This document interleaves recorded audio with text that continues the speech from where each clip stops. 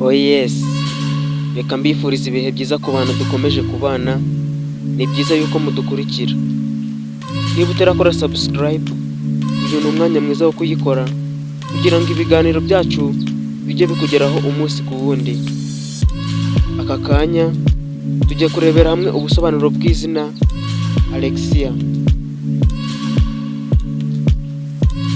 Alexia rero ni izina rihabwa umwana w'umukobwa bifite inkomoko mu kigereki ku ijambo Alexandra, rishatse gusobanura umurinzi w'abantu. Mutagatifu Alexia yizihizwa ku itariki 17 z'ukwa kabiri buri mwaka. Alexia rero mu buzima busanzwe usanga ari umuntu ukunda gukora imirimo y'ubwenge kurusha imirimo isaba imbaraga. Alexia nanone uzasanga ari umuntu ukunda gukora ibikorwa by'urukundo cyangwa se by'ubugiraneza, kuko atekereza ko ibyo akorera abandi nawe bashobora kubimugirira mu gihe bibaye ngombwa.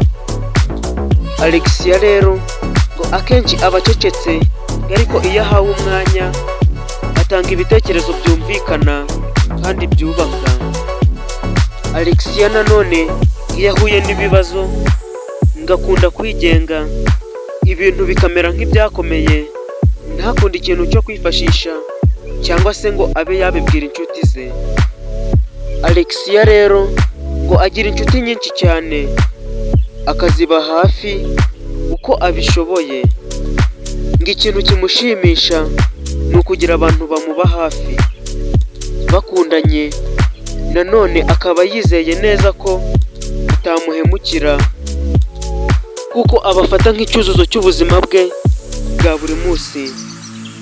Kimwe rero mu bimushimisha ngo ni uko aba afite abantu baba babanye neza, ngo kandi banumvikana. Dusoje dusuhuza abantu bose bitwa ba Alexia aho bari hose. Niba utarakora subscribe, uyu ni umwanya mwiza wo kuyikora.